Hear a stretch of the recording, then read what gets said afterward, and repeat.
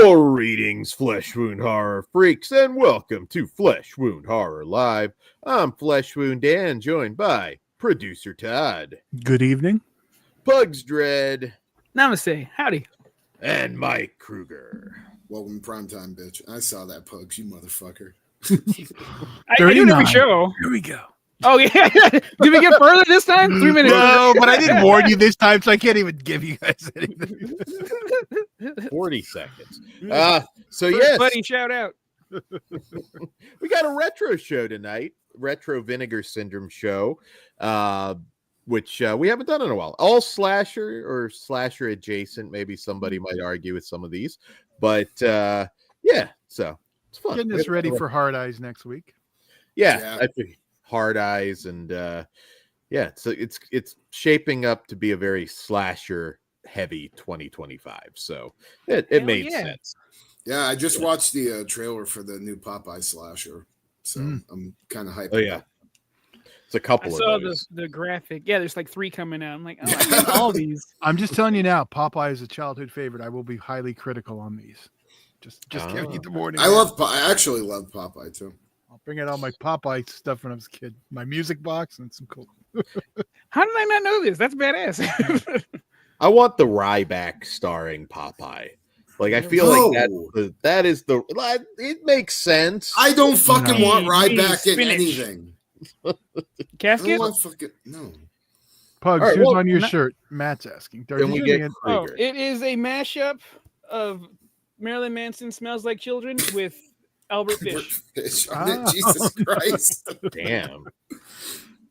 I thought it was awesome. So it's old now. That's fucked up. But I didn't even notice it. So thank you for explaining. Yeah. What's up, man? What's up, Matt? Swaggy? Anybody in the chat that I missed? Ghost, how's it going? Yeah. So I will say, stick around after the show because I got beef, and I'm going to share my beef. Dan's got major beef. Kruger's got a new video. Todd approved beef too. We went through it, and Todd thinks I got a beef, so I'm going to share my beef at the end. All right, let's get the grill ready. Dan, quit talking about your beef. You're making it weird. Yeah, you took one. I got a big bulging beef that I'm going to unleash at the end of the show. I tried to mute him, but I ended up muting myself. Served you right. But yes, hang around after the reviews we have because there's other stuff to talk about. And also tonight after the show, go ahead and tell them. After the show tonight on Patreon, patreon.com/fleshwoundfeatures, we are going to continue the last tournament on the left with 1985's Naked Vengeance from director Sirio Santiago. Looking forward to that. So, yeah, all starts at just $1. And, yeah, we're getting ready for some exciting stuff on Patreon. I think we got Dan's new nickname, Dan the Beef Eater. Yeah. We're going to squash the beef and stroke the beef and pound the beef. No, we're not. God damn it, Dan. All of that. See, always makes it gross. I'm going vegetarian for this bullshit. No, thank you. We get beefy at the end of the show. All right, but, all right. You bring it back to Mick Foley and the Chef Boyardee. I'm down. Let's move on. That's exactly what I was thinking. That's an age thing. I wasn't thinking that at all, but maybe I did remember that commercial. Let's move on. All right, let's move on. Did I miss anything, Todd? Are we ready to just jump head first and jump right into our first review of the evening? All right, so our first review of the evening is from 1985 and director Mats Helge Olsen and Derek Ford. Is Blood Tracks, showing off making sure no boobs. There's no boobs. Right there. And in this there film, are boobs in the movie, though. There are lots of boobs in the movie. All right. So heavy metal band Solid Gold are heading up into the snowy mountains to shoot their latest music video, accompanied by their crew and a host of scantily clad dancers. However, it's not long before a huge avalanche rocks the area, trapping the rockers and their glamorous entourage on the mountain. The group attempts to radio for help, unaware that its troubles have only just begun. For nearby, a feral, disfigured family has been hiding out in an abandoned factory for decades, and it doesn't take too kindly to these strangers. Damn, give it all away. Well, What a track. this was the first time watch for me. Ooh, Obviously. what did you think? Well, I was actually pleasantly surprised with this movie. It's kind of like Hills Have Eyes, kind of. well, I was about to fucking say it before you took the words out. Well, I'm sorry. Son of a bitch. Anyways, it's kind of like Hills Have Eyes meets Trick or Treat. I think that would be like the best way for me to describe it. Really fucking gory, like surprisingly gory. We had a bisection kill that involved like rope and these like paint cans. Goofy as all fuck, like not logical whatsoever. But a highlight kill. Yeah, Holy what a shit. what a cool kill. And there's also like a really great burn stunt, good beheadings. Overall, this would I think give any slasher fan especially the 80s slashers everything that they really want. My only complaint was I wasn't that crazy about the ending. I was kind of expecting, a little bit more, but there's a point in this, and also it's a little slow in the beginning, but there's a point in this movie where like it kind of just puts its foot on the gas and doesn't let up on it, and high body count. So this is definitely one I'm going to be revisiting down the line, and it would fit right in with our our slasher tournaments. That's one thing I'll say about doing this show is it made me miss our slasher tournaments a lot because we're getting a lot of new good shit that we could add in one. Yeah, just a little quick background on this movie. It is a Swedish UK co-production, and an actual band in this one, a Swedish metal band or glam band, however you would categorize them, Easy Action, who are at least pretty popular in that area. I don't know. Never heard of them. I never heard of them. Okay. Well, there you go. They were popular once upon a time. This one had a very heavily cut, I remember, VHS, at least in the US back in the day, because it's one of those movies I've seen before, but I still feel like I'm kind of seeing it for the first time. And yeah, it is. It's kind of like Hills Have Eyes in the snow, but as a sort of cheesy metal horror movie. It goes really well with like a Rock and Roll Nightmare or something like that. But you're Any of right. the heavy metal horror from the time it pairs well with, I think. Yeah, the dubbing is bad, but that doesn't hurt it. Like it kind of works for the feel of this one. And yeah, when they hit the ground running on the gore, pretty gory. That one scene you mentioned, like I was like, holy shit, that feels like it came out of a unrated cut of Saw. Like it's just out of nowhere. And tons of tits. Yeah. Just this one's a lot of fun. I really like this one.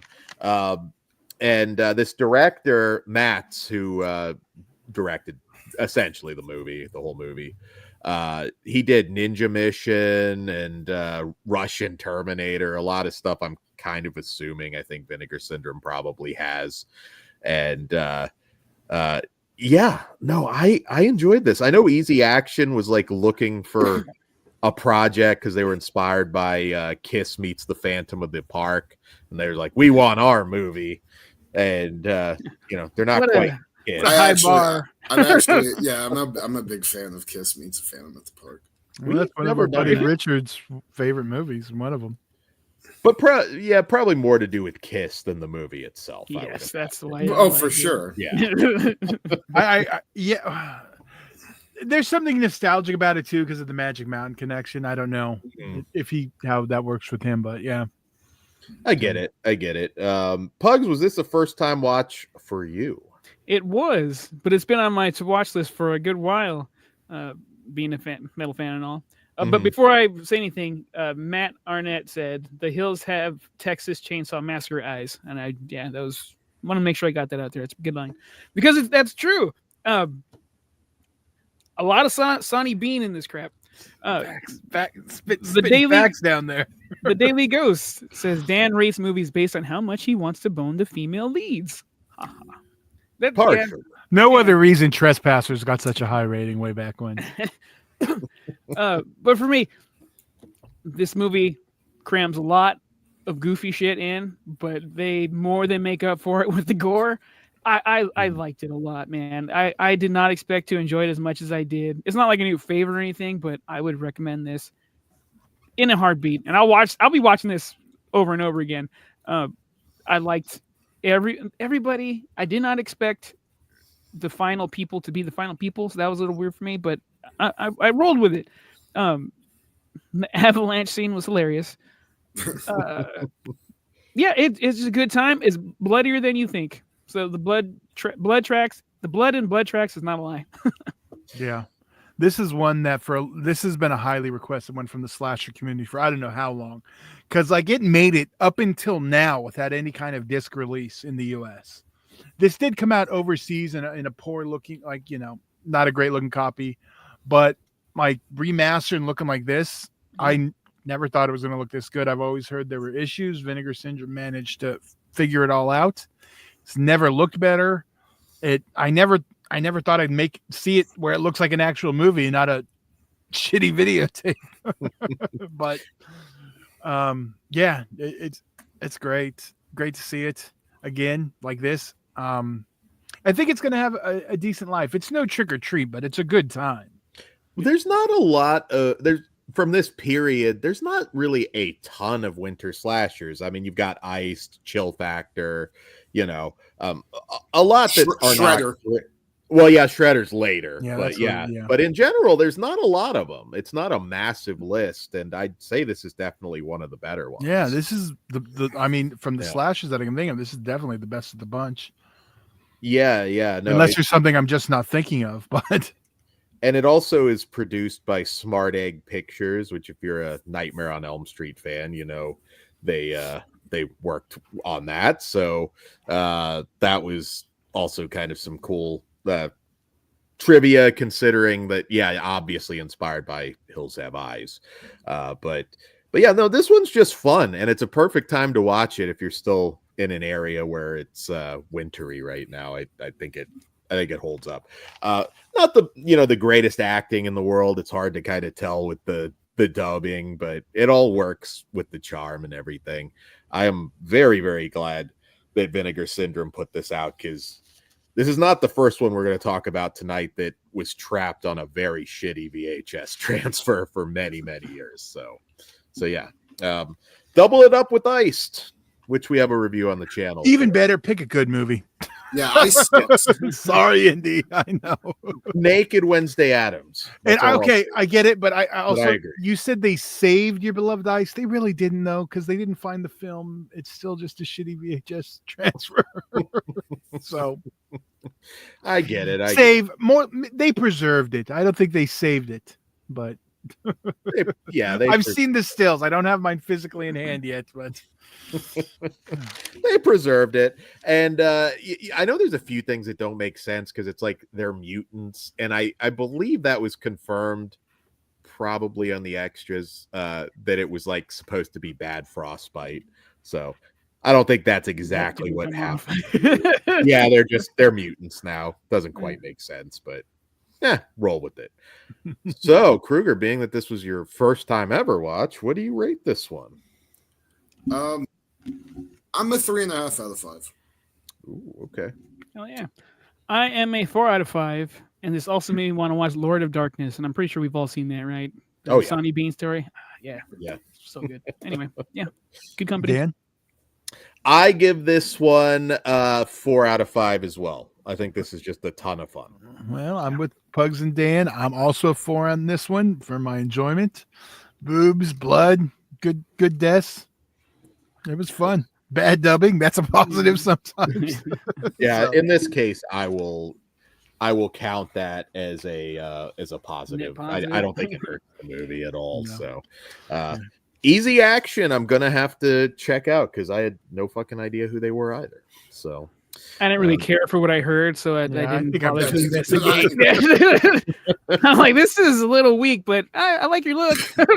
They're no fast way. They're no fast way. What? This is probably more a question for you above anybody else, Pugs. What, like, band, obscure or not, would you have loved to have seen the movie? The gimmick movie. I don't know, man. Like this is just dream. Actually, book. I'll do just because I want it to be super crazy and keep it kind of in that vibe, but updated. Steel Panther. I think they'd be hilarious in that. Yeah. I want to see Rob Zombie in a remake for the Kiss movie. Just put him in Magic Mountain and just let him do all the stupid Halloween Horror Nights. I've been saying this for a while since he had his own thing. Like, your missed opportunity. Yeah. Hey, you know what? Screw that. I'm going with my boy Wednesday 13. I want him to make it. Oh yeah, that does make a lot of sense. So. Yeah. All On tour right. soon. New album out this year. No, they're indie go-go's. I just want the fucking Rammstein movie, but you know that bitch is gonna be X-rated. I would like to see the Go-Go's in place of the band in Blood Tracks. I think that would be fun. Yeah, that would be pretty cool. All right, so moving on next. All right, let me get my tomahawk out. There you go. I could say it. It's not racist when I do it, Dan. That's okay, Dad. From 1982 and director Peter F. Buffa, we have Ghost Dance. And there you go. And Ghost Dance. When an excavation team led by Dr. K. Foster unearths a burial site on an American Indian reservation, the tribal elders caution them that they are bringing about great danger. For they have disturbed the resting place of Nahala, who, legend has it, was a sadistic and feared cult leader. Ignoring these warnings, however, the team transports the body back to the museum in hopes of identifying it. Sure enough, the grim predictions soon come to pass when a young couple are found gruesomely slaughtered after a late-night lovemaking session. All right. Ghost Dance. Indie Phantom says great cover art. Yeah, very, very great That's cover cool. art. And this is the one I was kind of alluding to because this had a very, very shitty VHS transfer. This is one of those movies that just quite honestly looked like garbage back in the day. A little bit of background because this one's pretty obscure and I think largely forgotten until Vinegar Syndrome put it out. It's a regional slasher. It was shot in the Tucson area. And Oh no shit! it was, yeah, shot in 1980. It didn't come out till 82, which kind of sucks in a way because it's even though we're still in the golden era, it was a lot more competition, harder to get noticed by 82.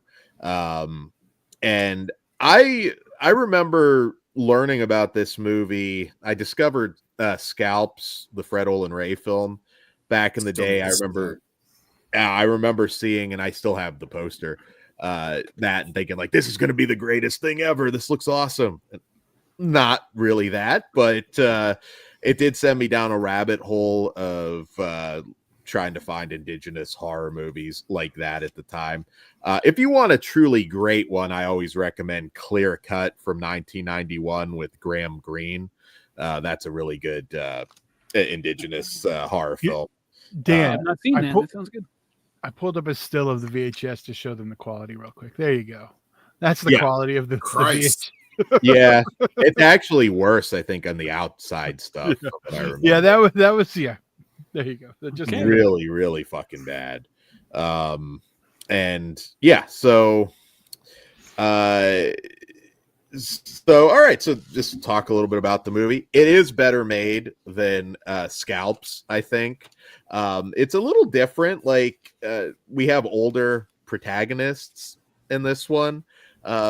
Nobody's like particularly stand out, but the acting is solid. This is also of note. Why am I spacing on his name right now? Don Shanks. Don Shanks, there you go. Michael Myers is in this film. Also Julie Amato, who I believe went on to become a fairly notable voice actress. It's solid. It's solid. This one's not like a cheesy horror movie. It's kind of played more straight, and I enjoyed it. There's some solid kills in this one. Some good atmosphere. I don't want to oversell it because maybe I'm just kind of really into this idea. Ghost Dance is an actual thing. It's was part of a new religious movement at the time and dance to reunite the spirits of the living and the dead.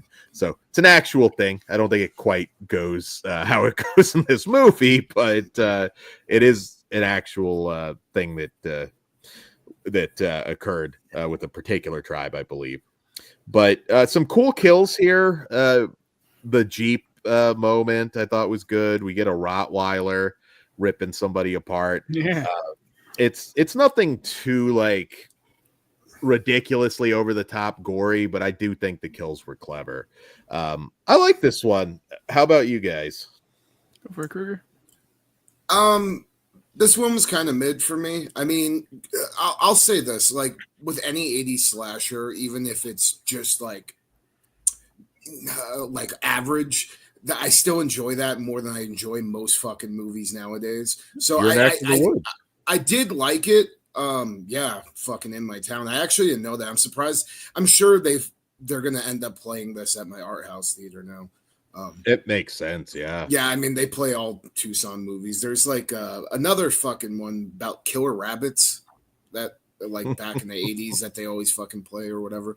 But anyways, on this movie, it's a okay slasher. I wasn't really invested with like any of the characters, and there is like a lot of dialogue heavy scenes. So yeah. I'm kind of waiting around just to get to the next kill more than I'm not, and I wasn't as entertained. Really, just it's not even just the story. It was just a lot of fucking talking, and it kind of felt repetitive. Like it's like, oh, dude's having a dream sequence. Now it's back to more bullshitting. Okay, another dream sequence. Now back to more bullshitting.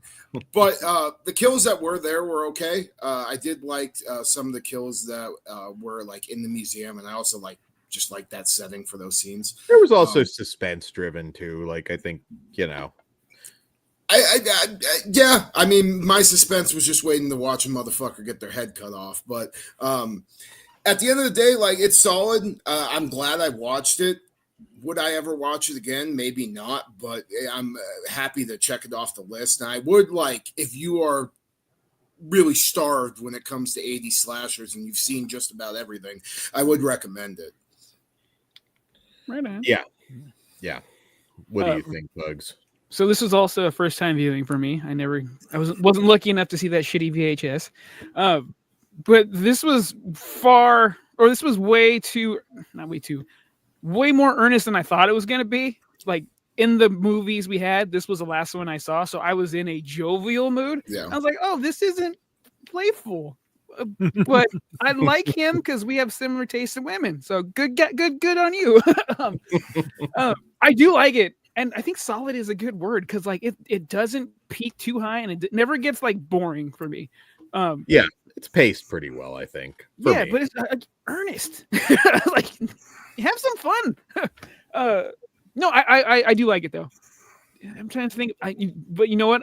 That is a bad sign. I'm having a hard time pinpointing things about the movie. So it's not a masterpiece. I think the killer's cool. Very. The killer's very cool. Yeah. If we can somehow mix this with One Flew Over a Cuckoo's Nest, I'm fucking in. But yeah, cool killer. Well, I agree with Pugs. Like, and Dan, like it's a solid watch, but it's not one I'm going to revisit very often. I mean, I've seen it before on tape. It's one I've wanted to see again. I'm glad I could actually finally see it. Yeah. But it's one of those like, yeah. Not my first of like go-to slasher, and even if I'm just going like I want to watch a good Indian slasher horror, my favorite Indian on screen is still the wooden Indian from Creepshow 2. Well, yeah, not even a real one, but goddamn it, the goddamn cigar store. Did you find the one because this one does play it straight? This is like a serious slasher movie. I thought that scene where they're fucking in the carriage in the museum was like a little out of place. Sitting on my dick.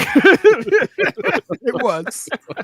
It's a weird one because it's 82, so they are still trying to be a lot more serious then. It's still that earlier part of the wave. Yeah, shot in 80, yeah. So, yeah, even more. So that makes sense, the tone it's at. But, yeah, I don't know. I think it could have been a little more fun.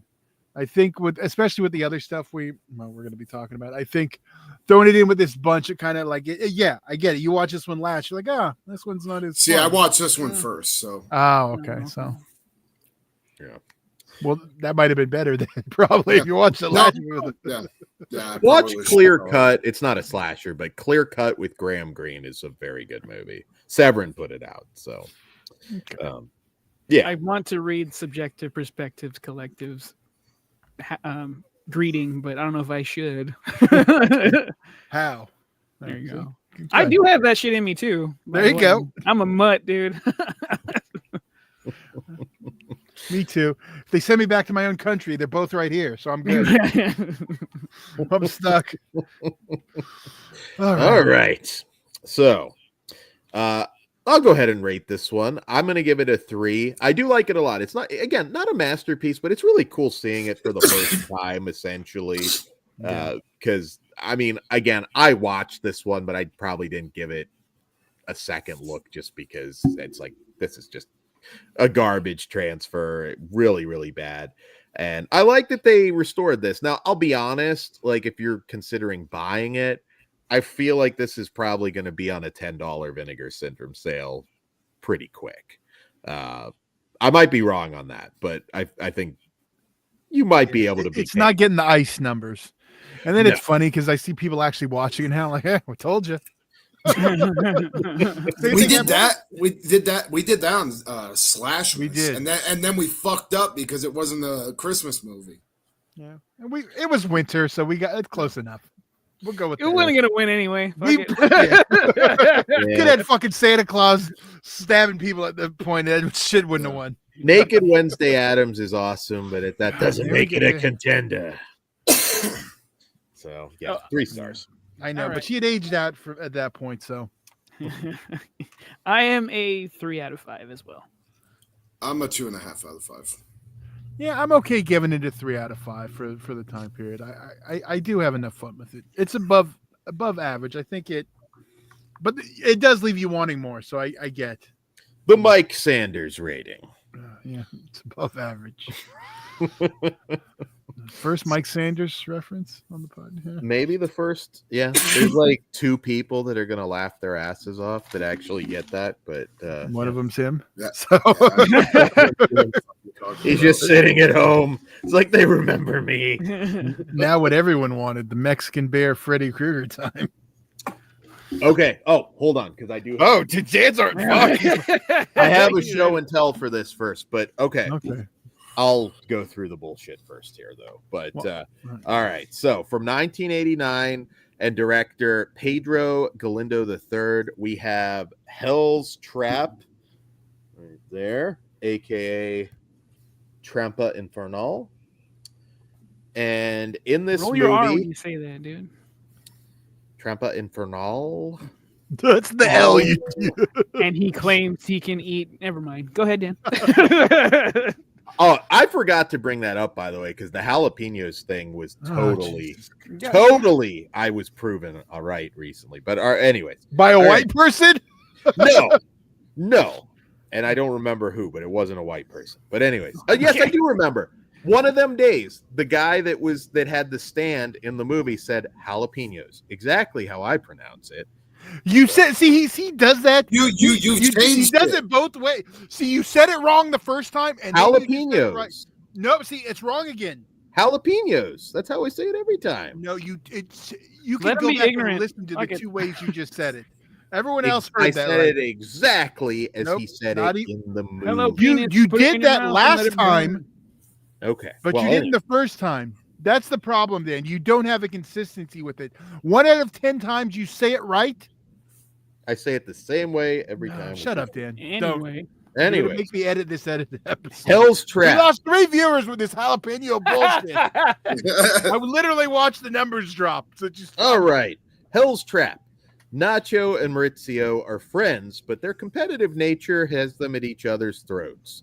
After an embarrassing defeat, Maurizio comes up with one last bet to settle the score. When a number of gory bear attacks are reported in the paper, the boys decide whoever can kill the deadly beast will be declared the machoest man of them all. With girlfriends and sidekicks in tow, they venture out for an ultimate hunt. But when they start getting attacked and mutilated, they realize they've gone from being the hunters to the hunted. All right, so Hell's Trap, Trampa Infernal, however you know it. This is a movie that I did see before, but this is the first time I've gotten to watch it in English because I did have the old There you go. Mexican language, Spanish language. That looks totally different than Mexican what we get. Mexican language. Right What do there. you say? The Mexican language. The Tell us about your Spanish language. jalapenos again, Dan. Mexican horror movie. But yeah, I had watched this. So to be perfectly honest, I don't think the experience is that much different. I don't think I needed to understand the dialogue to appreciate this one.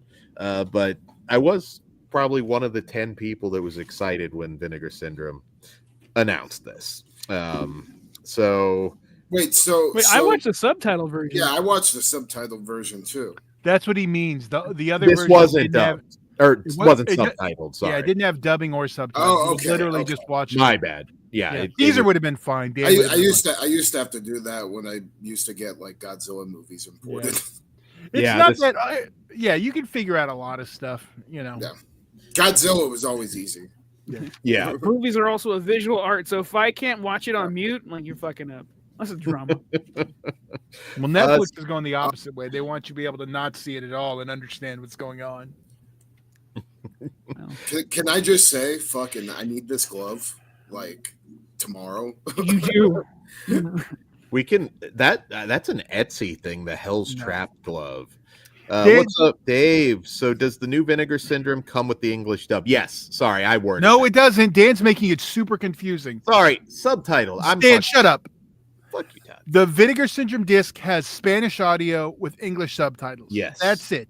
Dan has made this so confusing, bringing out his stupid old unsubtitled DVD.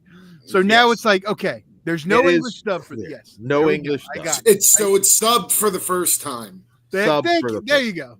There you go. That's why we pre-talk There, sometimes. there we go. My bad. I said that wrong. But all right. So Hell's Trap. This Weird. is Rambo meets Freddy Krueger, and it is it's a lot of fun. Very thin storyline again. Even Doesn't matter. watching it in Spanish, like I was fine. Like, but yeah, we got this crazed Vietnam vet named Jesse who somehow ended up in the woods in Mexico. You got the crazy Ralph character, and yeah, I like this one. It's a little bit more of an action-based horror movie, so maybe some people are expecting more of a straight slasher, but I think this movie's entertaining as hell. I really like it. I will tell you, like, I fucking was so excited when this motherfucker brought out the Freddy glove. Like, regardless of how stupid the mask is, and like, but like, Aw. dude, just that popped me so fucking hard because I'm obsessed with finding new like Freddy-esque slashers that involve like a killer wearing a glove. So, this fucking delivers on that front. Granted, he only wears the glove like through like half of the movie, but he does get his fucking hand blown off anyway. So, Yeah. dude, this movie's badass as fuck. First thing I will say, they nailed. Any fans of, or any senoritas here? Yes, Thor there does are. too. I was gonna say They nailed the characters in this. I fucking love the characters. Perfect 80s style slasher characters. The fat guy, he was fucking great. Hell yeah. Our mullet hero. Dude, he was the man. The whole fucking movie's just a blast. Super short runtime too. Like it's in and out. Doesn't have really any fucking fat on it. Great action shoot 'em up scenes. That I was like at first it just kind of threw me off, but then like once it got going, I was just fully in. Badass killer. Especially and I really like the makeup effects underneath the mask too. That did a lot for me. Overall, dude, this movie's fucking great. I'm so happy I got to watch this because it's definitely one of my new like favorites just slashers that are obscure from the 80s. I wanted to make sure you watch it if you could tell what I messaged you. I told you just Dude. the little details just Yeah. to make sure you did. It's fucking great, dude. I would have liked him to have fought a bear at one point. Like that probably would have been like the best ending. But yeah, just the at glove the is end. pretty damn awesome though. It is. Fucking is, yeah. So this Pugs. is the first time watch for me as well, and I'm gonna copy and paste almost all of what Kruger said. But I love the mask. It reminded me of like a porcelain version of Buffalo Bill, and then when the blood starts splattering, I'm like, oh, you're making me hard. This is great. Super violent. Did not expect that. Loved all the characters. Yeah, I am shocked this hasn't been remade. Yeah, Like after the Hills Have Eyes remake, like after Afghanistan and Iraq and all that stuff, it seems like some American or English speaking person would tap into this. It's not too late, by all means, but like this is a gem. I loved it. It's a good time. Maybe we could talk Dan into doing we can dub it for him, Dan, so then it can be in English. I will dub it. We got to dub this Can one. we do that? I want to make fake voices. You can't make money off of it, but I think you could. That's not what I care about. Yeah, I think we could dub it. I think we can. I just want Dan to say how. Vanderoff, whatever, is asking, how is the restored picture? It looks great. Yeah, looks good. This one never really looked bad, to be honest. But yeah, this one looks really good. I could and also I could just picture this like playing on like one of the Spanish channels just randomly at midnight. Like, did you guys ever fucking like just go like watch one of those? Yeah, but like when they used to show like weird horror shit like late at night. Yeah, I did that. There were a lot of things that they didn't have any subtitles or dubs options back in the day. So you heard about it and you watched it how you had to. But I do remember catching some really fun oddities when I was watching like AAA and Telemundo. Yeah. I should also point out Charlie Valentino. He was a famous Mexican comedian at the time. He is in the cast here, and it's fun. It gets serious when it needs to be, and again, some people may find it more of an action film than a horror film. But it's I would understand completely. There's a point where I'm like, did we just switch genres? but I mean, there's enough there, I think, for the horror fan too, or else I'd be shitting on it. Yeah. You're gonna have to do that homage with these gloves, Kruger. That's why we said slasher adjacent, because some of Yes. I'm wondering what I could use like for that. I mean, I if I had a way to like break a bear trap apart, I would. But I was gonna say like Necro, Masada. I don't know who, but somebody's gonna be getting. Actually, all I need is to ask. Break would just make me. Yeah, that's you should. I was gonna say find a claw maker, but there you go. Send him this movie. Dude, he would love it, dude. Guns and fucking gore. He'd be in. We have to get Masada on the channel to review our movies. Oh, dude, he would totally be down. On Patreon, of course. Yeah, we can't have him live. Maybe an edited version on the channel, but definitely not live. All right. Well, what do you guys rate this one? I am 4 stars. I think fucking great.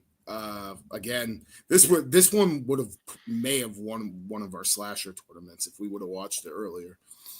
Yeah. For me, I'm going back and forth between a 4.5 and a 5. I'm gonna go 4.5. 4.5. It's really good though. I'm so excited. I know about this now.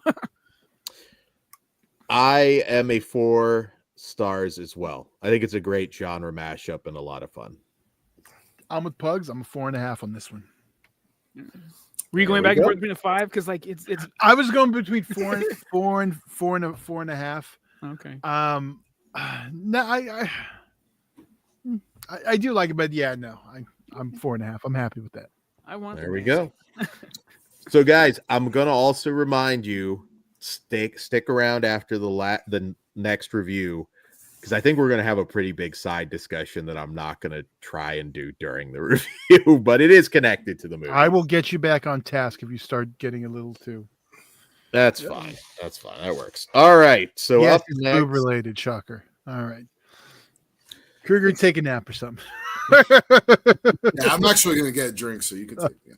All right. So up next from 1990 and director Rif Coogan, aka Adam Rifkin, we have Invisible Maniac. And I can't show the other slip because if I move it, it has nudity. The boobage, yes, I know. Yeah. But all right. The good slip. I thought Back you were when I making was a subscriber. I thought you were making an invisible joke. My bad. No. This was this the first of the Vinegar Syndrome like mystery slip covers? I believe this is the first one because it was the invisible slip cover. I feel like it wasn't the first. It might have been the second one. Yeah. But either way, it was one of the first or second one. All right. And they listed it basically it was a translucent slip cover. That was the joke. So you didn't know what you were getting. I do think this was the first one, and this is why everyone got pissed off. It could be. I can't remember. But anyway, yeah. So then what it really was is you got the slip cover, but it was lenticular, and when you moved it, her clothes disappear. Okay. So that's All why right. I'm not showing it as much as I'd like to. Can I show it on Instagram? They're worried about boobs too. Yeah, Instagram. Sometimes they're okay with animated boobs. We'll find out. Maybe. Yeah, I don't think they're cool with that. All right. So for those unfamiliar, ever since he was a child, Kevin Dornwinkle wanted nothing more than the ability to spy on naked women. Traumatized for life when his prudish mother discovers his bedroom telescope pointed at the window of a nude and nubile neighbor, Kevin puts all his focus onto his other interest, science.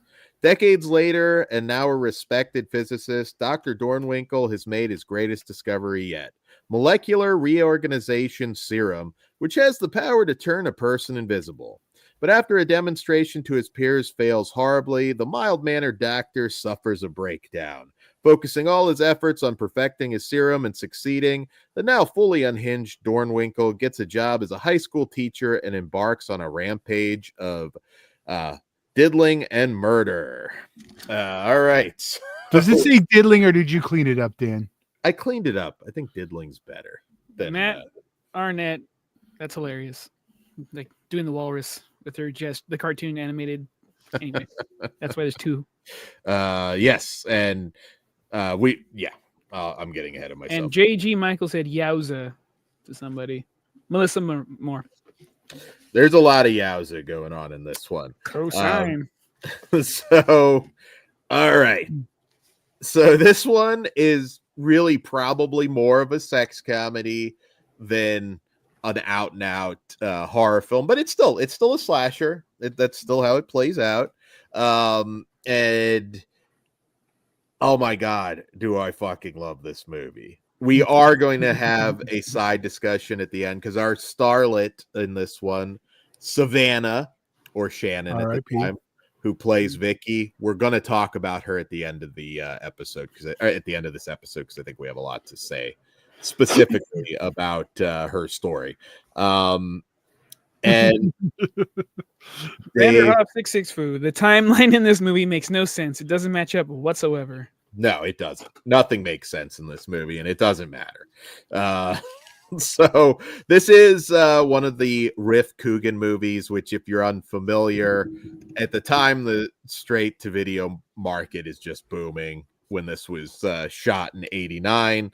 And it all kind of came about with Adam Rifkin having a conversation with John Landis, of all people, who screened his first movie, Never on Tuesday, at the Universal lot and kind of gave him career advice that led him to the idea that to practice for bigger, more prestige projects, which of course Adam Rifkin did, practice. So he came up with Rif Coogan, his childhood nickname because of his love of Coogan's Bluff.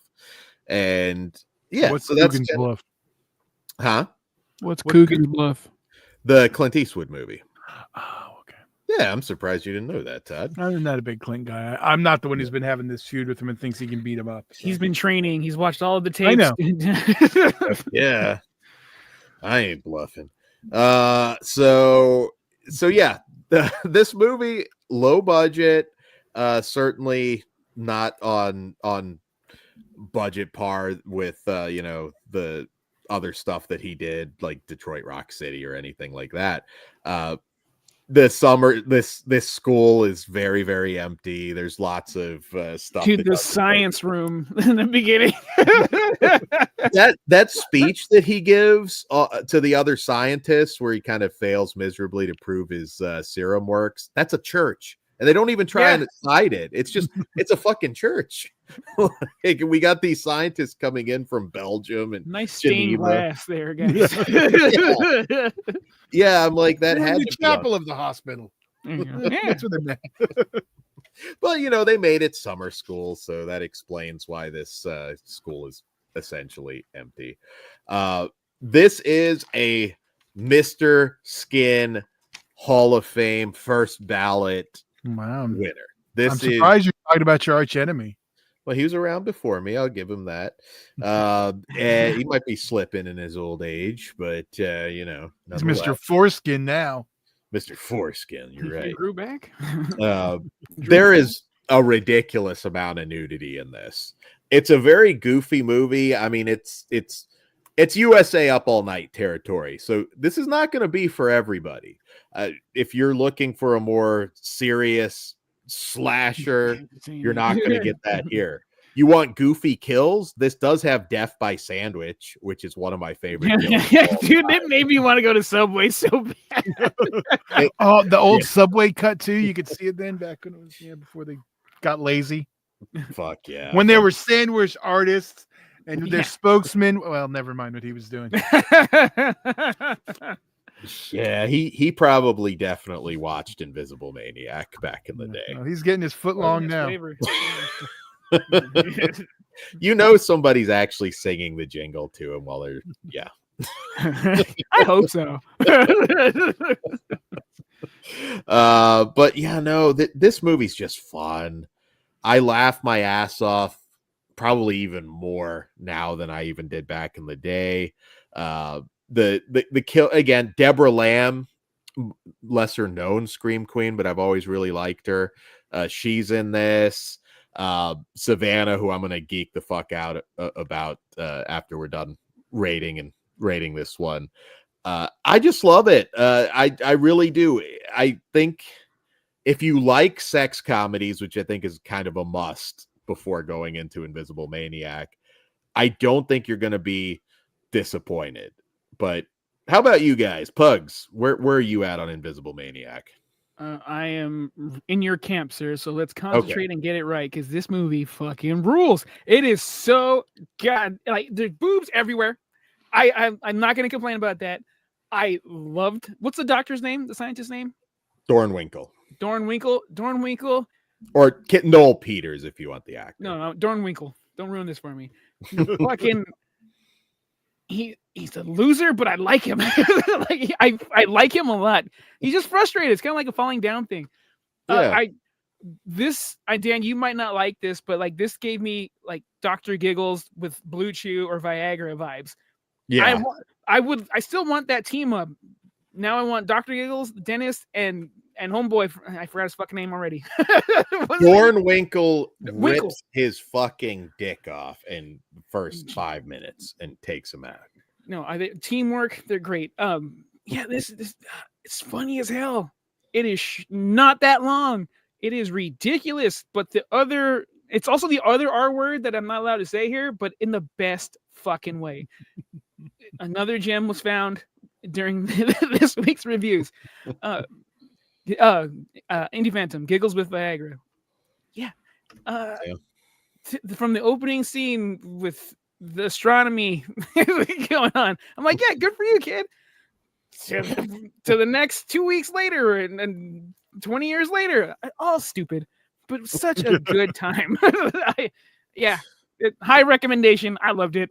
I wasn't even enhanced when I saw it, and I fucking fell in love with this movie. It's so dumb. I love it. What about you guys? What about you, Todd? Dad, where are you at on Invisible? Oh yeah, obviously I'm a big fan of this one. Big fan of boobs. Yeah. It's fun. This was one I know. I think it came up in the chat. Not my favorite of riffs, but up there. I mean, it's hard to beat Psycho Cop Returns. Ooh, I'd put it above. See, I can't put it. Psycho Cop Returns is too good.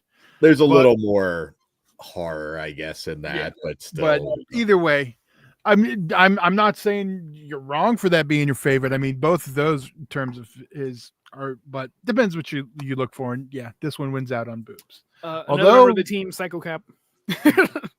Yeah, you got Shannon, Julie Strain, and well, anyway, we don't need to compare them together. This one is awesome. If you haven't picked up the Blu-ray, it's definitely worth it. Indie Phantom says above Psycho Cop Returns by a boob or two. It doesn't have Julie Strain, but it has Savannah, and that's that's pretty cool. Which there's an invisible fight scene, guys. Some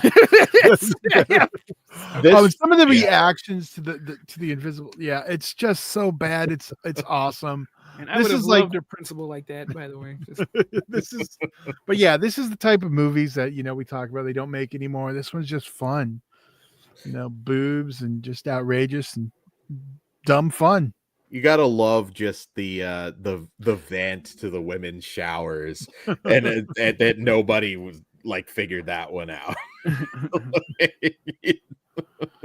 A lot of us, I think, would have been playing action figures right by that vent, and pretty much all day. It's like, this is a big part of my childhood. Did you know that Adam Rifkin was one of the guys? There's that famous story when Charlie Sheen reported to the FBI that the one of the guinea pig movies was a snuff film, and apparently Adam Rifkin was also one that did that, and he did, of course, work with Charlie Sheen. So he reported it. Yeah, he reported it to the FBI as well. That I don't support Red. I don't know if they were together at this point, although it kind of tracks. But yeah, I think a lot of coke involved in that. But yeah, I'm not happy about that. So we've got beef, we've got a side discussion, but let's go ahead. Rate the movie first. Okay, let's go ahead and rate it. Yeah. Even with the ratting that I just found out, I am a 5 out of 5. This is too fun and too dumb. Love this movie. Yeah. I am a 5 out of 5 as well. Some people are going to think that's insane. It's not for everybody, but it is a 5 easy for me. Well, you know who thinks it's insane that you both gave this a 5? Not me. 5. There we go. Invisible Maniac. Highly recommended you pick up the 4K Blu-ray. Kruger, do you want me to pull you back up for our side discussion? Okay. I don't know how much you'll have to add to this one because it is still. Yeah. But here we go. We were both while watching this because it makes me sad because poor Savannah, but we'll talk about her career. We'll talk about Savannah a bit because this played into her starting porn. Mm-hmm. So, Dan, why don't you give that a little bit at the beginning? Yeah. I'm curious. I know Kruger, she's way before your time. Yeah. Do you remember Savannah? By the time I know who she is. Okay, I know who she is.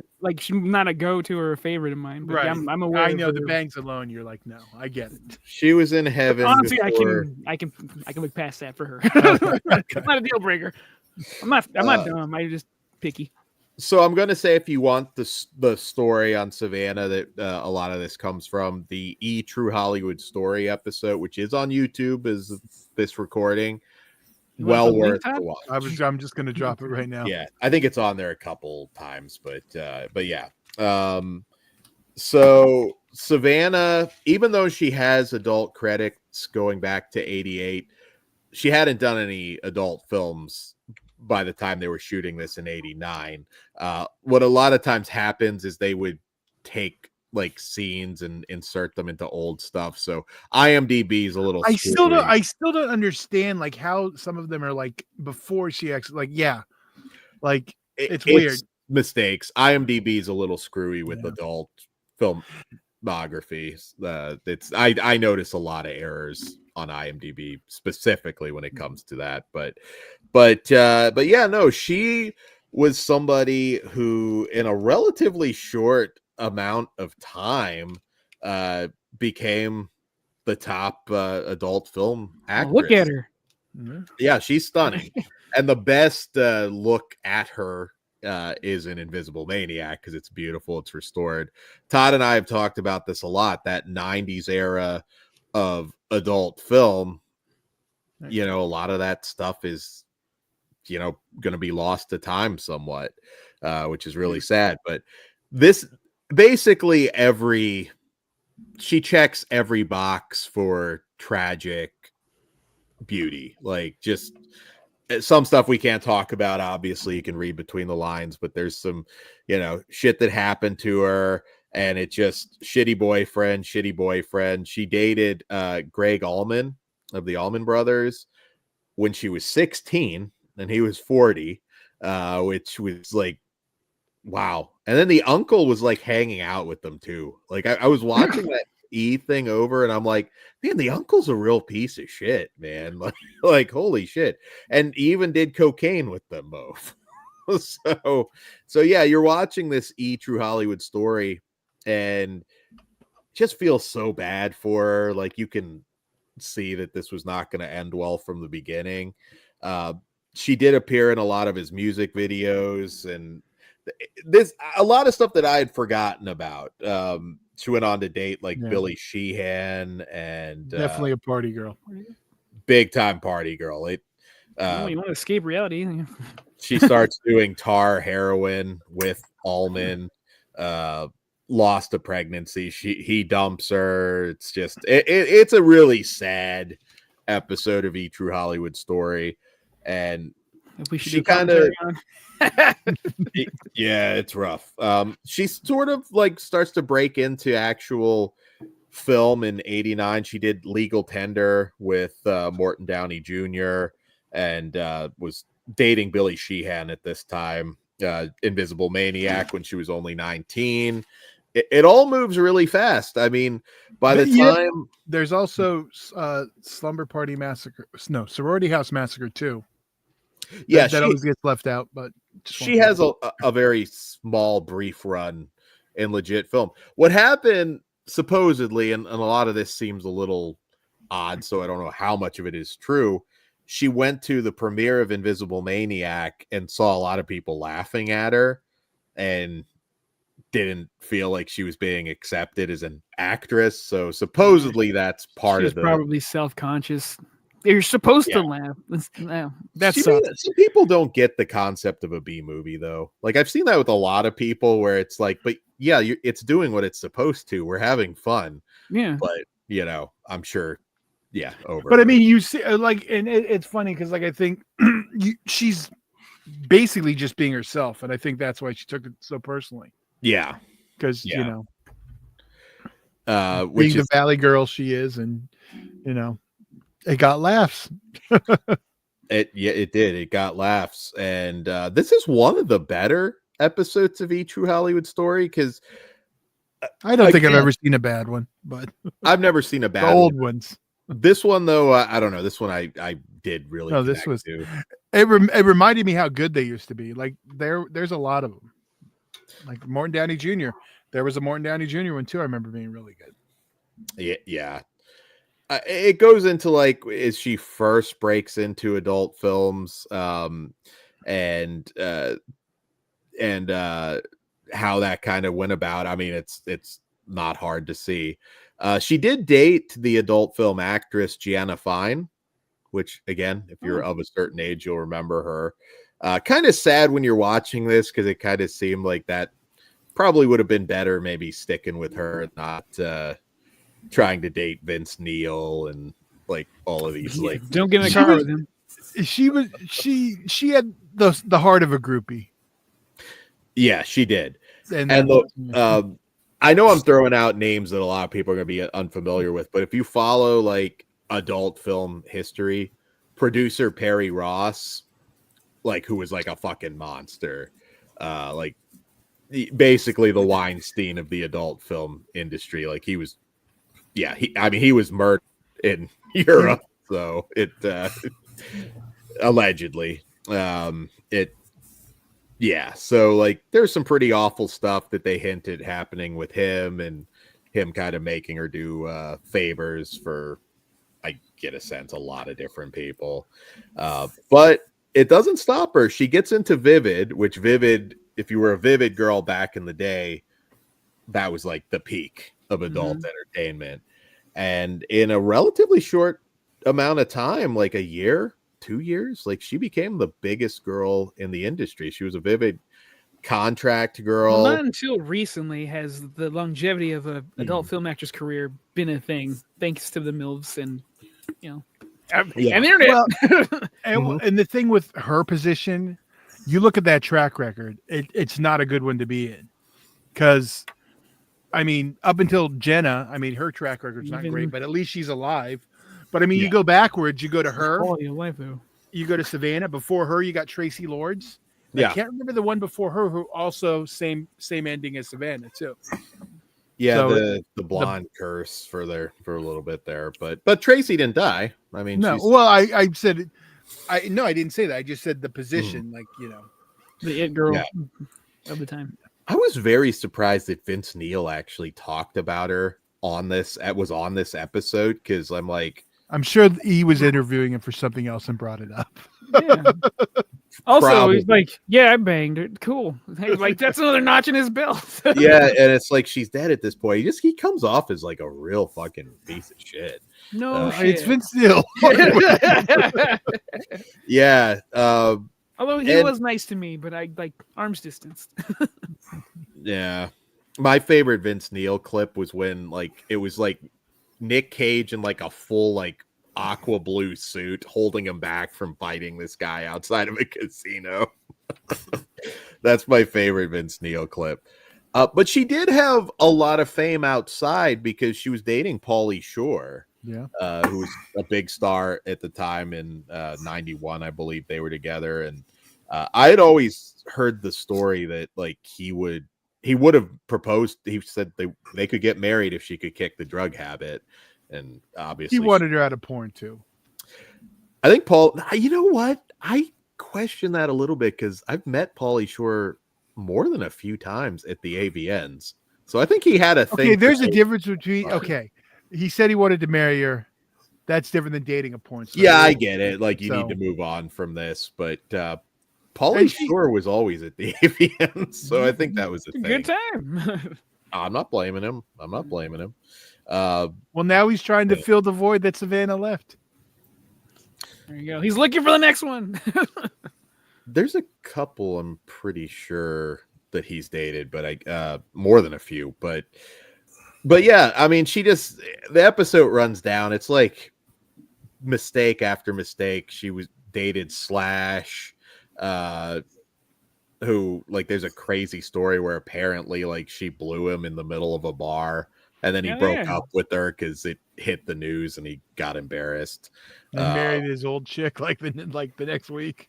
Yeah. I never heard this story. I'm shocked. A lot of it I forgot about. I didn't remember that she was with Slash, but well, it wasn't very long. No, I remember when everything was like when it was like going down, and it was she was like. I see. Okay, the one before is probably the first it girl I remember, the one that shan't be talked about. Yeah, and then it was Savannah. Savannah is the one I know. Like that's like most of my early adult film consumption. She was in a lot.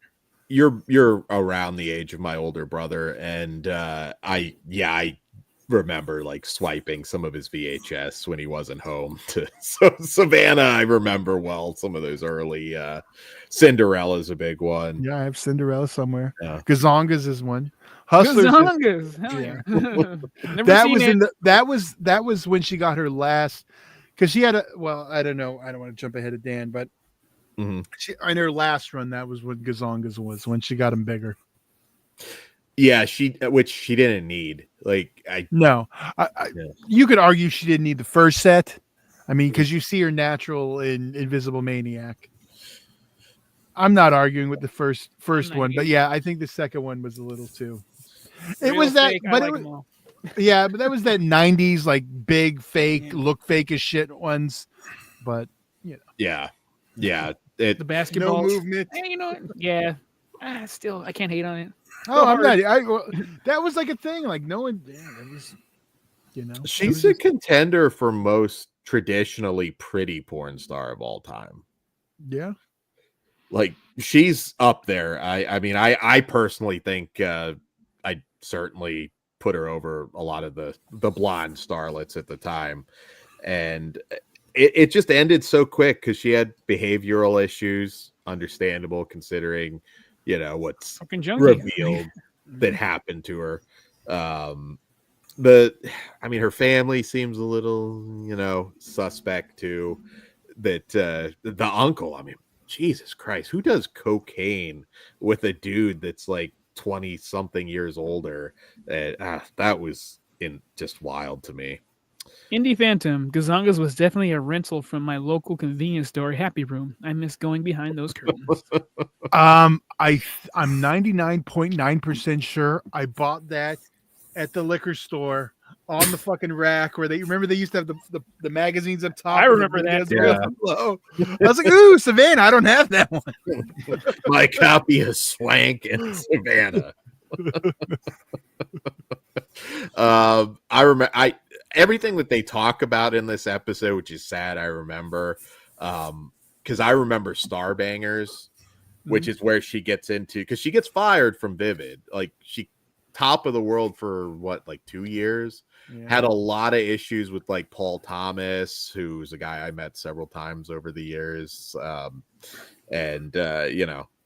So she comes back. She has to do more explicit stuff, and Star Bangers is the one where it's 8 dudes at the same time. It is rough for the time. And before Jasmine got her record in there. This is before Max Hardcore? I had Max Hardcore was already out there. How was it rough at the time? Oh, because she was that big? Yeah. Yeah, I think just that she was the one doing it. I mean, not that there wasn't rough stuff back then, but yeah, from Vivid to that is a bit of a jump. Jasmine was just like 8. Those are rookie numbers. We forget the first one. I always forget her name. Annabelle Chong. Was that? Yes.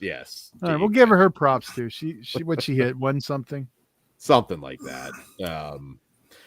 But yeah, and then the episode just again, it kind of like her complete breakdown. She does the stripper circuit, and this is like 94. So I know I was so bummed because like I knew that she was doing the circuit. I never got to go because I turned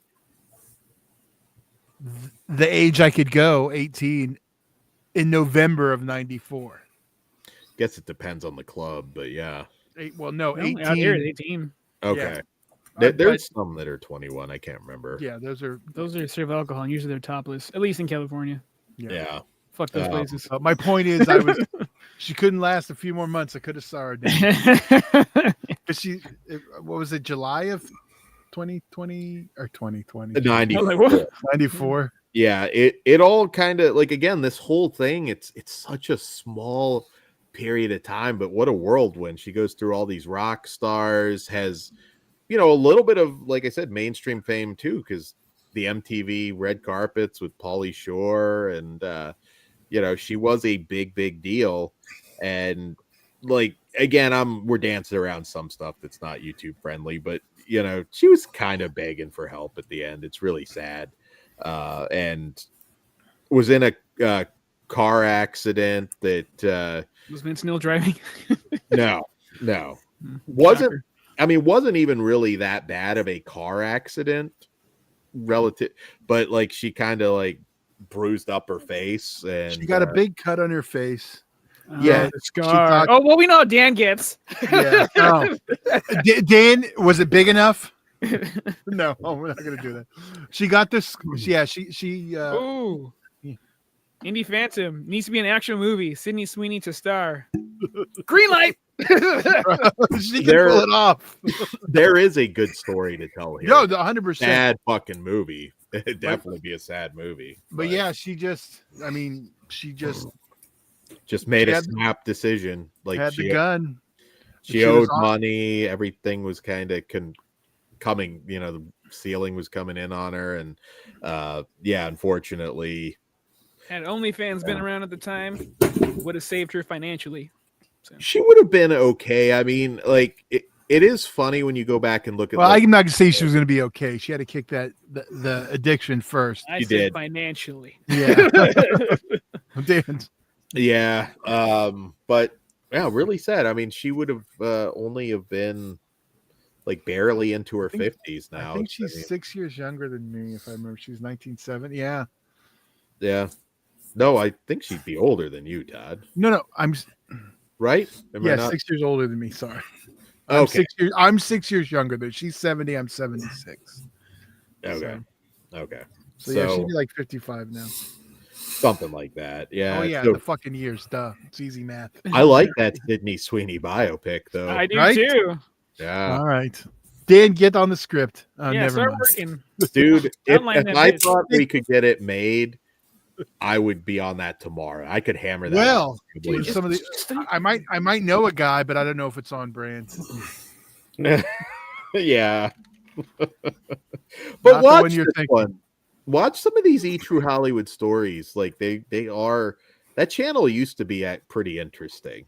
Oh yeah, I used to have that on all the time because I used to just want to watch the trailers. That's where I first saw Jason Takes Manhattan over and over and over. But I'd watch Coming Attractions because you know it was the New York. But yeah, I used to love it. He used to be the shit. There's Matt a Ginger Arnett. Lynn one. With Dan Matt Arnett says Dan needs Rocky Dennis level of deformity. Russell Brand, same guy. Damn. Anyway, The way you went on Caesar, I figured you'd be more accepted. You'd be like, oh okay. Damn. well, they have history. It's fine. But yeah, no, this check it out. It was good. I've seen it before, but it'd been a long time. And Yeah. You used to have Savannah. Trauma. Ginger Lynn. Trauma used to be on E all the time on Wild On. The E was a cool channel at one time. Hard to believe. Really cool. Wasn't all just fucking Kardashian whores. Kardashian. You heard him. Yeah, you're Big right. talk suit back, god damn it.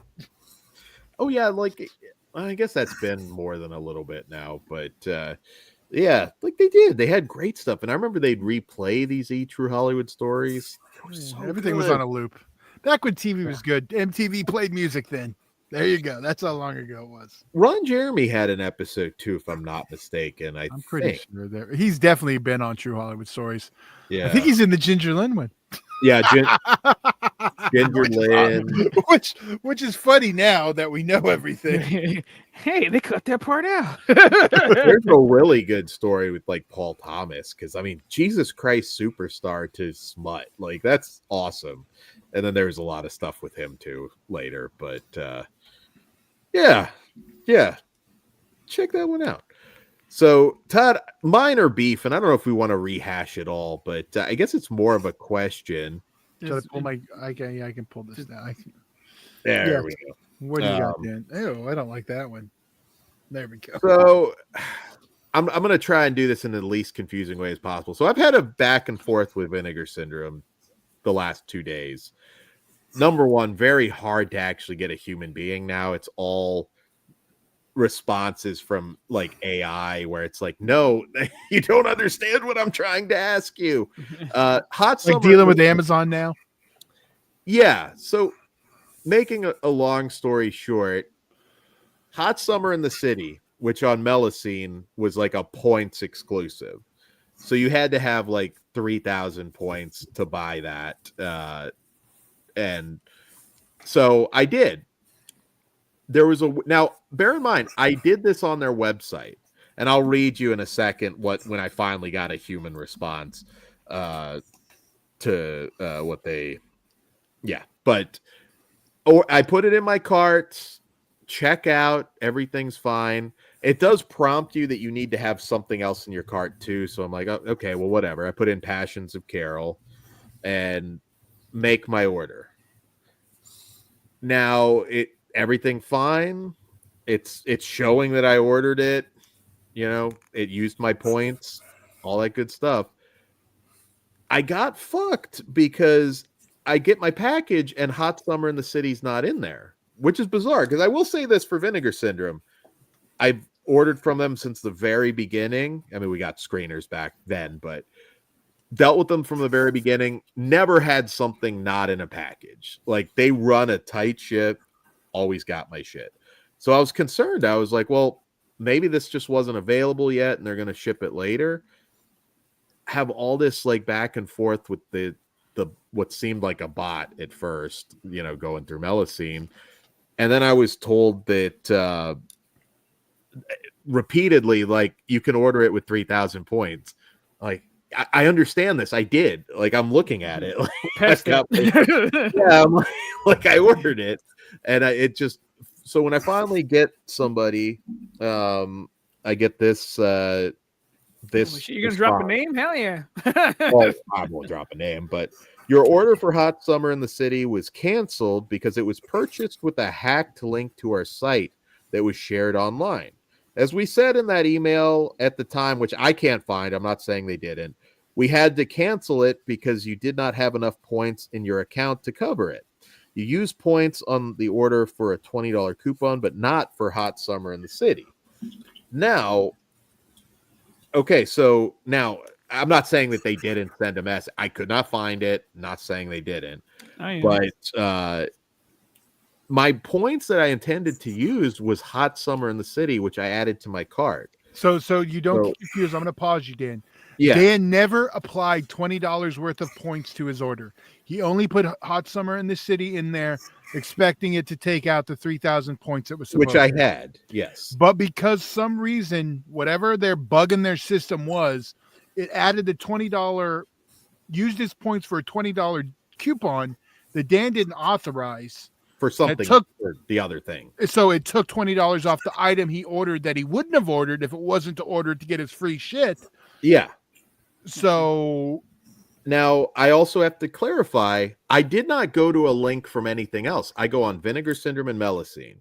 So whatever issue that was on their end, on their website. Like, I didn't click a Discord link or a Facebook link or anything to take me to the promotion. I just did it. I added it to my card. It let me. So in my opinion, I got fucked. I mean, not out of money, although I guess if you want to be technical, they would have fucked me out of a penny. I hope you're still fighting. Fuck this. Well, Dan's afraid of getting banned.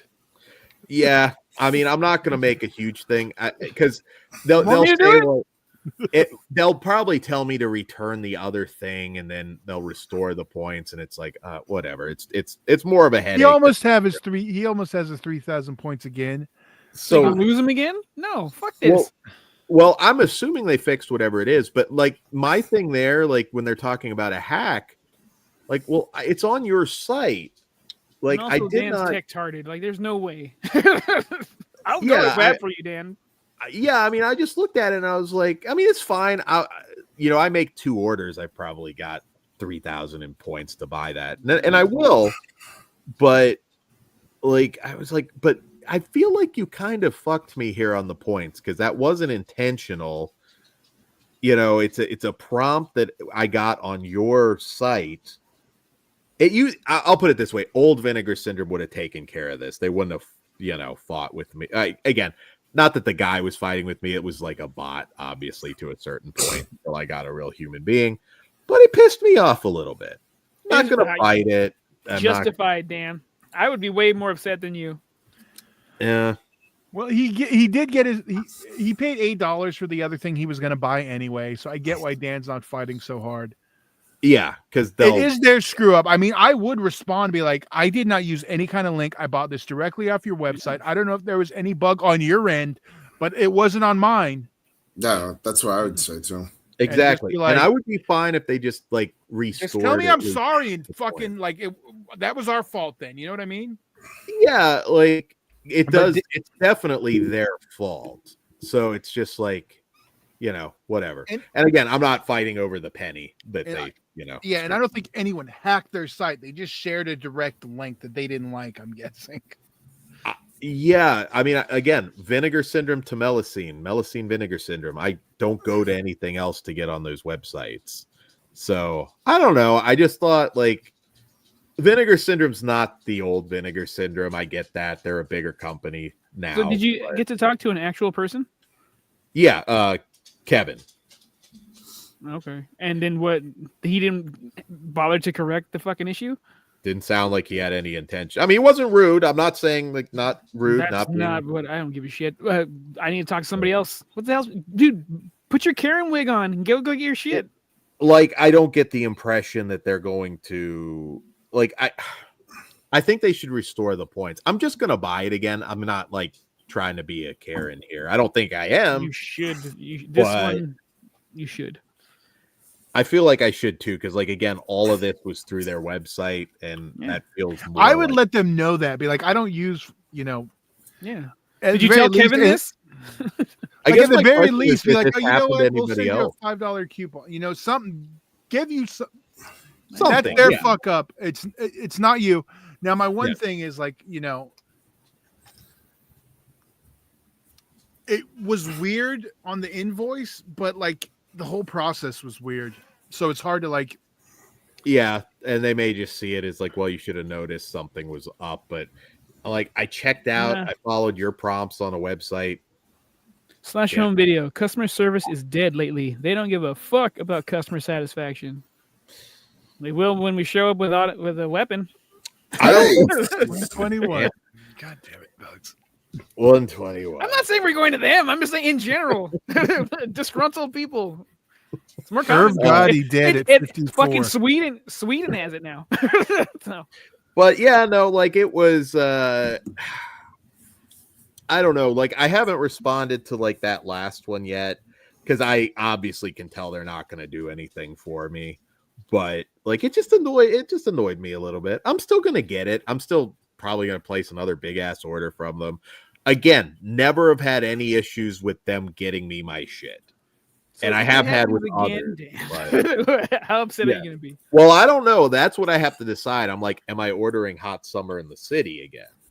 Because that I'm a little paranoid. But maybe I'll just have to let that one go. Look at the points. Make sure Yeah. Basically, when I place my next order, I'll have enough points to get it. Kind of a bad taste in my mouth. I mean, on that one. But yeah. So that's my beef. The beef has been thrown out. I don't think I ever dealt with like a Kevin before, at least back in the day. So no, we used to talk to people directly. Then they started big timing us. Yeah. Like it used to be so big timing us, motherfuckers. We didn't just show off your fucking pretty covers. We actually talked about the goddamn movies. Yeah, like we did tonight for free. Said goddamn it's Hot Summer in the City so we can beat off to it.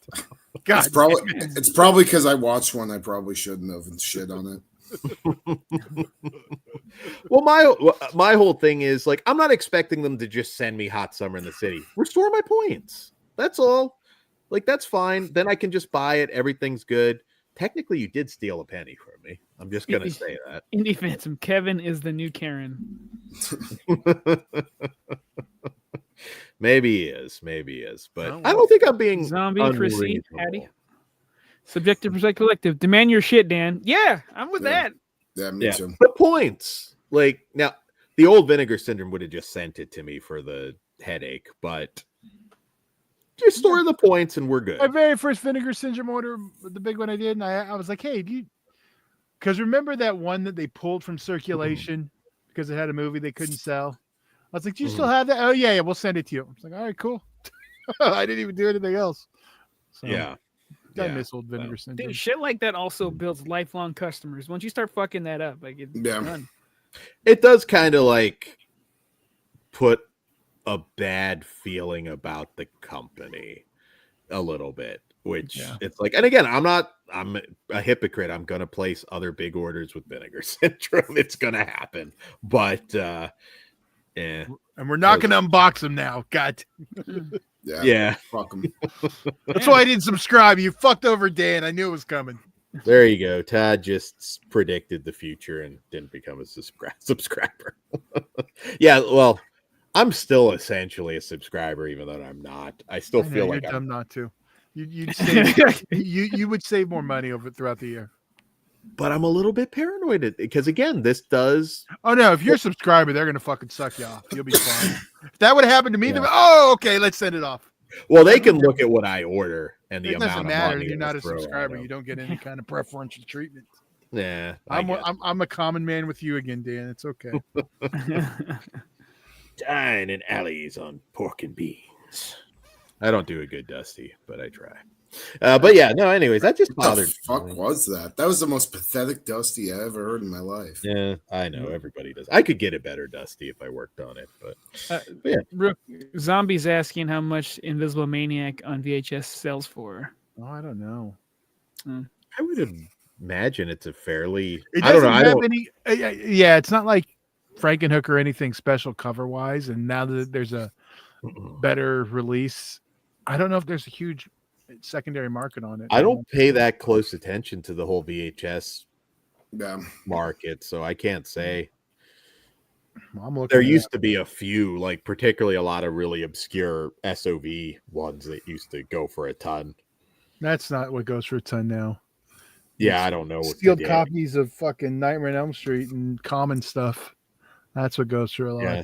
Well, you're not going to find like big box and all that out in the wild anymore. It's been a long time. Though the collectors have all that shit. You'd be surprised, bro. My fucking buddy who flips DVDs and Blu-rays and shit, he finds some shit at thrift stores, man. Well, I'm talking big box VHS. That is rare. That's what I'm talking about. Yeah. Christian he found like a shit ton of the fucking Disney ones. No, well, when I say big box, I'm not talking like Shell Disney. No. I'm talking, specifically horror. It's Gotcha.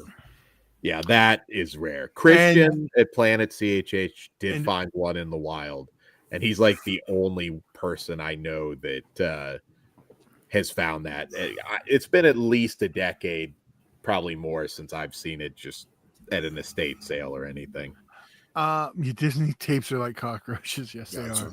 they are. See, I was going to compare. Do you remember the old porn boxes? Oh yeah, they were huge. I know you do, Dan. I'm obviously porn boxes. The VHS tapes when they came in the bigger boxes than the VHS. I know what you're. DVDs talking do that about. too. Also. Yeah, I know the boxes that you're talking about. Okay. It was the same thing for like the horror parodies, like that I have hanging on my by my TV. Yeah. So, I think is that all we have? Was there anything else we were supposed to do before last tournament on the left? Before we head over to Patreon? No, we have a video we're gonna play. Yes. Yeah. You make sure to keep the volume down because it's gonna be fucking ear struggle simple. Am I going full screen or leaving us on screen? Leave us on screen so we could talk and shit because it's like kind of long. All right. Well, Dan, put over what we got coming up next real quick. All right. So immediately after this, patreon.com/fleshwoundfeatures. It all starts at just $1, and we don't do super chats here for obvious reasons. So if you want to support us, consider jumping over to Patreon. And we're going to be doing last tournament on the left. Our next entry into the tournament is Naked Vengeance, which I'm very excited to talk about. So there we go. Kruger, what do we got?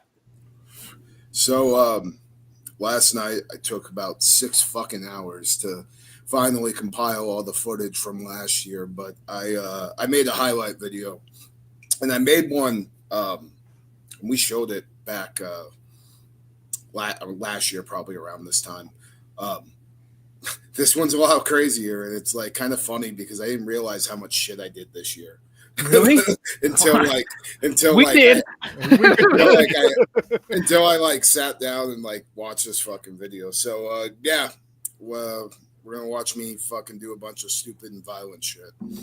All right, fuck him up, Kruger. Fuck him up.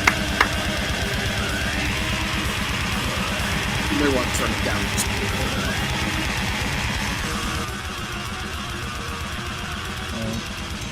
But yeah, this was at a gaming convention.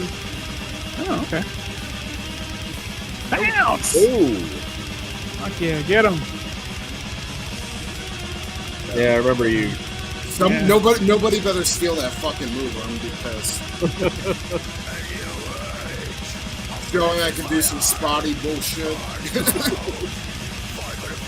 Fuck yeah, get him. Oh.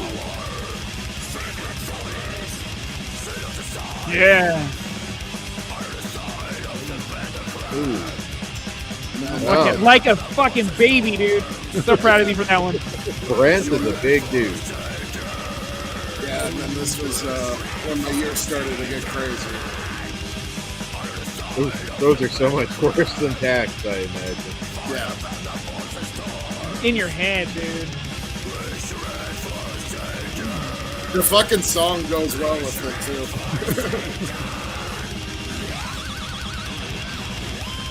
Yeah. Oh, another weed whacker? Yeah. I did get hit by one of those once. That sucked.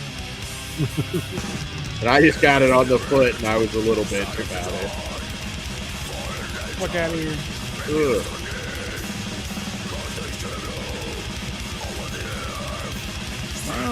Chris wants you versus Brody King now. That would be Okay. fun. That would be funny. I actually knew him in his training. Can we get Caesar's lump on it? That's how you distract Brody King. There was one whole show where he just stared at Caesar's lump for the whole time. Oh, yeah, that Months makes in sense. life. Yeah, that was an inverted light tube cross. Well, it was a cross and I made it inverted.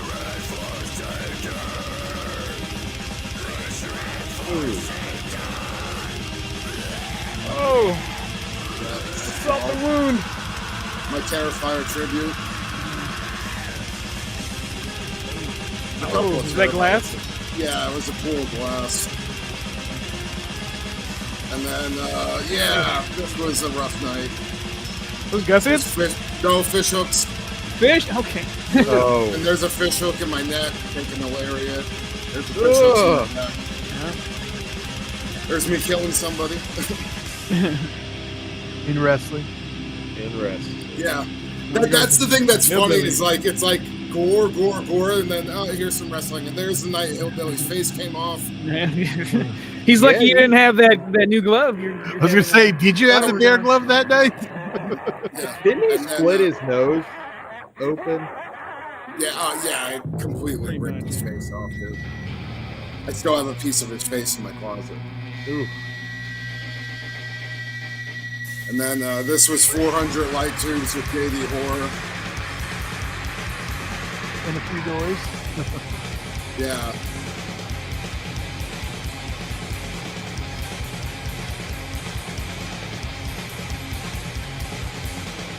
You're all fucking red, Kruger.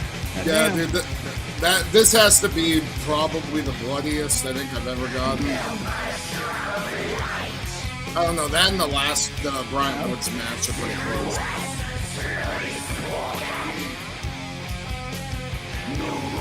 There was a lot of blood. And I wasn't there in person. Yeah, We were. somehow I didn't have to go to the hospital though, and I had no big gashes. Dang, cool, man. Also, shout out to Killjoy, RIP, Necrophagy. Yeah. Where do you get all these light tubes? There's a lot being donated. Friend of the show, Johnny, probably. In some of these clips. I saw him in the early video earlier. So you can imagine driving. Kruger speaks. It's like a fucking 600-pound double choke slam, by the way. Your extreme debut. Yep. Yes, XPW. XP-dub. Fuck out of there. Hell yeah. Hillbilly getting killed again. Hillbilly There's Munch. Yeah. Another friend of the So show. if you need a monster bouncer, Kruger is also available to do that in character. Gimmick. That's the Denver show, right? Yeah, Primo Slave to Death match me in Satu Gym. And then here's me at IWA Carnage Cup. Taking out over. Yeah. There's There it there's is. some bleach. And then my three-way with Masada. Oh, that one. That was probably the worst bump of the year. That was your viral clip, right? Zombie saying this is an awesome highlight reel. And then into the gustards, into the salt, lime, and hot sauce. The legend, Suplexing the Masada, legend. arguably the best deathmatch wrestler of all time there. And then a little bit from me versus Carnage, which was my last match I had. Fuck yeah. Fuck yeah. You monster Yeah. motherfucker. Yeah, it was a fucking year, right? Lot of bloodshed. But we got a couple more things. Crimson Crown just announced that they're coming back, so hopefully we'll have a date announced there soon. And then I will be in Sierra Vista February 22nd for Thunder Mountain Wrestling. I believe it's like Cowboy Rules tournament. I don't know. I'm coming to bring some fucking weapons. I'm bringing some fucking weapons and fucking. You need to borrow a hat. No, Kruger's never wearing a hat unless it's Christmas Kruger. He wears a Santa hat. But Christmas Kruger's lore for another day. But then so February 22nd will be my first match of the year at Thunder Mountain, and then I will be going down to Chicago. Well, it's Berwyn, Illinois, but it's about 20 minutes away from Chicago for We Love Pro Wrestling for the Death Wish Cup. First round, me and Remington Roar in a ultra violent baptism match. Oh god. So that is going to be interesting. I heard that there's going to be hot wax and fucking candles involved. I don't know. It sounds pretty kinky. I was going to say. I better get Save paid that for extra. the hotel. I better get paid extra if this ends up on a custom site. That's all I'm saying. But me and Remington Roar is like one of the big names in deathmatch wrestling right now. He's just had a fucking crazy match with Masada at SVN. So happy to get that match. A lot of people seem very excited about it. And then I have some other stuff coming up. I have West Virginia for Rated R Wrestling. Forgot I'm wrestling some other monster guy. His name's the Face Collector, I think. Okay. I'm wrestling him in West Virginia April 13th, and that's really all I got for right now. But if you are in the Arizona area, I will be wrestling for Thunder Mountain. I basically took all their dates for the rest of the year, so Kruger's finally coming home to the desert, which is nice because fucking usually I have to travel out of the state to wrestle. Because people don't like me to do all this crazy shit. So I get to corrupt Arizona wrestling again. There we go. We're polluting the waters or the sands. Yeah. So Chris, the film nerd, thank you for the compliments. And follow me on social media, Michael Kruger Lives 666 on Instagram. And also my Facebook is just under Michael Kruger. There you go. And yeah, share that link on Instagram. Demand Kruger for a promotion. Yeah, please, if you like my shit, share it out because that's why I fucking made that video. Hoping people can see I can do both. I can wrestle and I fucking can do all the crazy shit. There you go. And if you want to see first, if you want to see the best of Michael Kruger in UEW, you can check that out on Stream XPW. Yep, Stream XPW and also IWTV. Crimson Crown Wrestling has all my newest shit up there. Highly recommend watching the last show, me versus Eddie Carnage. Pretty crazy fucking match. It was a good match to bang out at the end of the year. So yeah, thanks for sticking around for my wrestling bullshit. Sweet. All right, guys, we will see you over on Patreon. And until 5 minutes. In 5 minutes. And until then, have a beefy evening. Oh, Jesus Christ. Dan and his beef curtains. Money's on the dresser. Whatever you do, don't fall asleep. I'll see you in Disneyland.